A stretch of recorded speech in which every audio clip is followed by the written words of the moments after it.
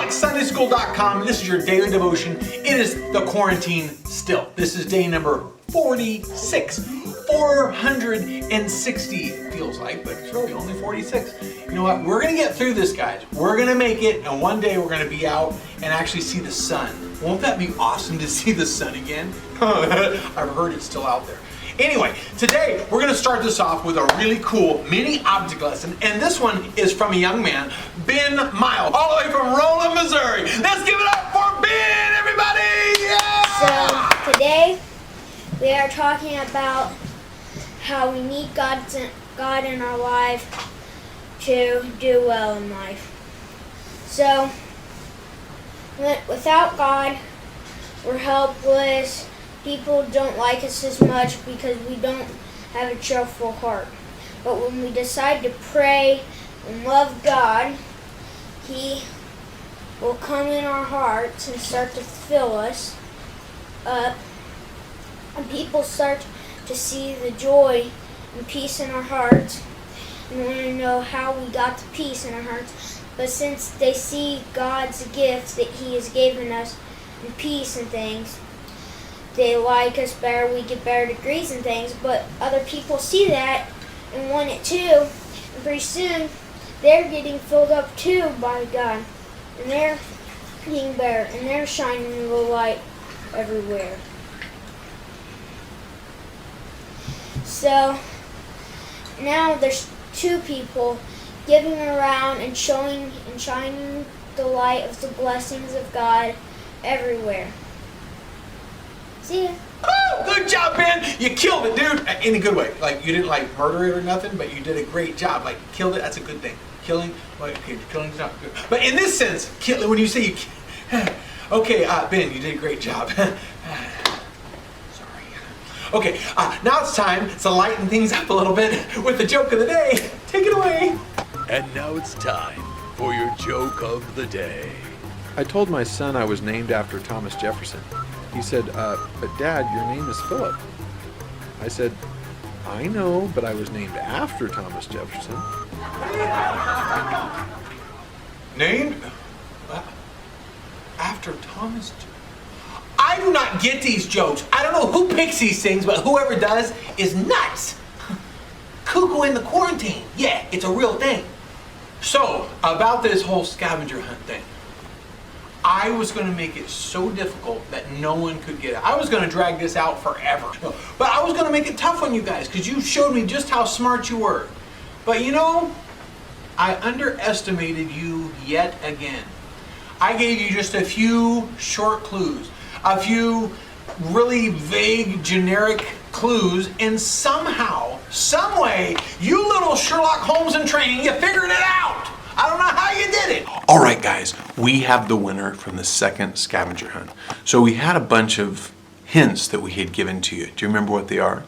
It's not a rubber chicken. It's not pink. It's not green. And then we said, well, I guess it can be green sometimes.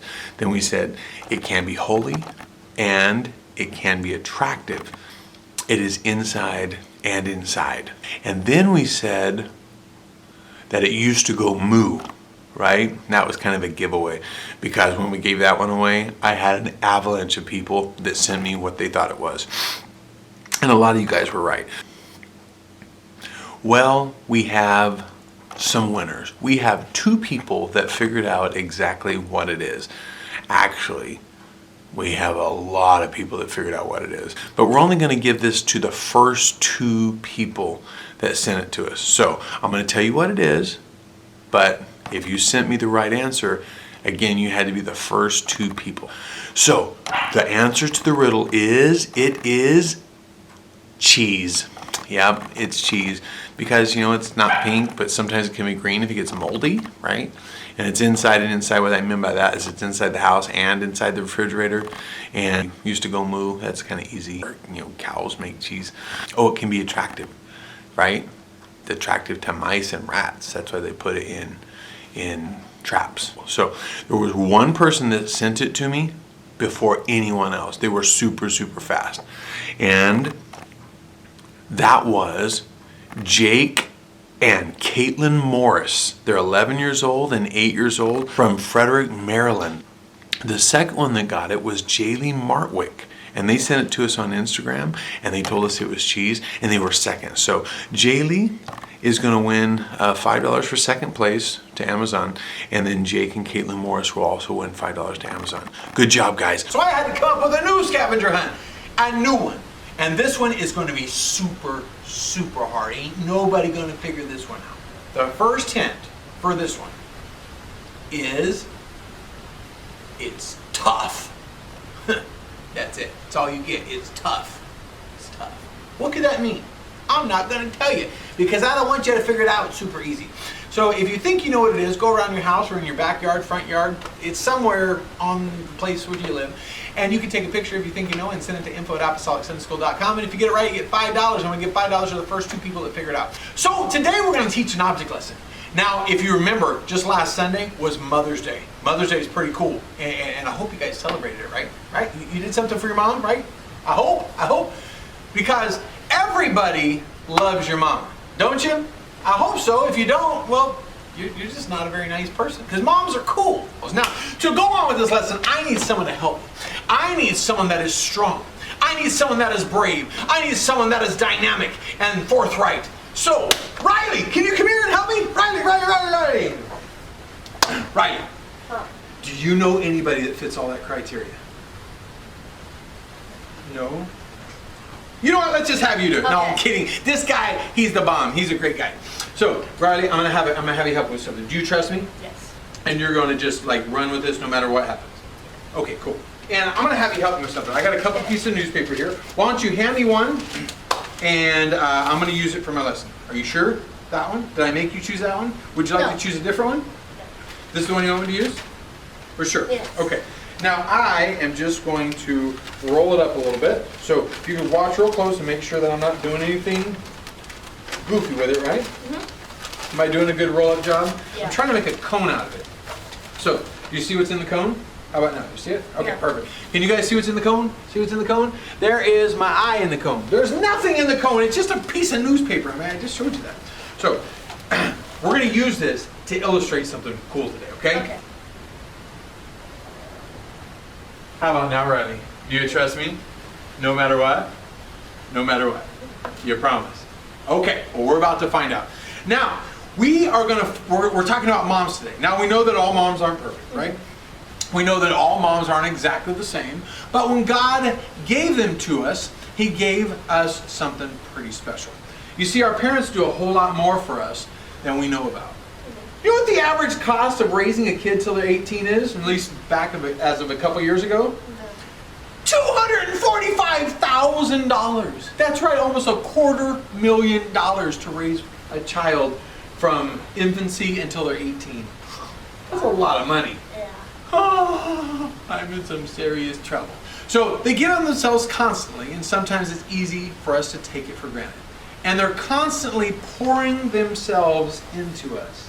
Now, I'm going to pour this into this cone, but I don't want to make a mess on the floor, okay? So to do that, to keep it from making a mess, I'm going to put this right above your head, okay? Because if I get it on the carpet, we're going to be in some serious trouble, okay? So we're going to put... are you worried? Yeah. Okay. Luckily, I have what I call the hair defense system. Okay. So if you could just, there we go, just like that. All right. You feel a little better?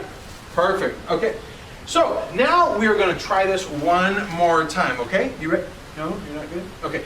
I actually have something else. This is called the eye defense system, and this here will help protect those eyes of yours. All right, perfect. And I gotta get these things going. Perfect. Just like that. That's gonna protect your eyes. Good? Perfect. Okay, now we're not ready? Okay, now we're gonna give the shirt defense system. Just like that. All right, so now you're all protected. So now we're all gonna be good, okay? We won't get in trouble. Perfect. So, I hope we won't get this on the floor. Your parents are constantly pouring themselves into you, right? And they give of themselves. Now, you might just want to look forward and not look over here for a second. Because, oh my goodness.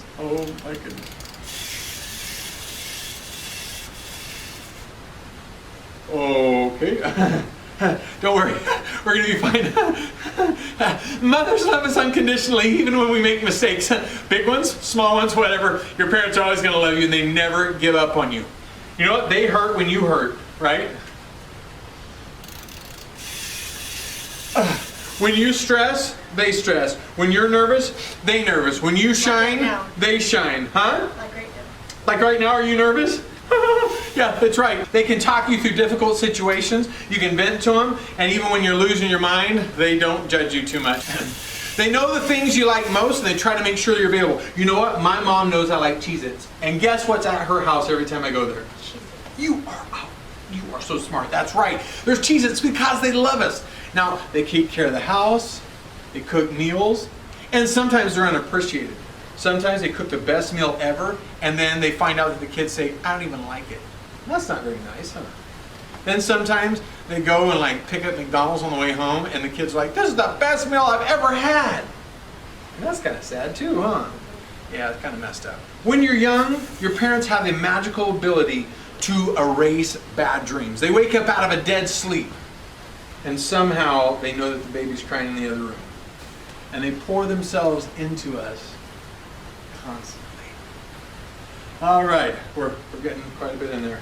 Okay. They can somehow figure out how to find that one item that's lost. You know, my wife told me the other day, she said, you know what, nothing is really lost until the mom can't find it. At that point, you know it's really lost, not just misplaced. They understand the art of playing games. They know how to lose just to make us feel better. And they're constantly pouring themselves into us. You doing all right there?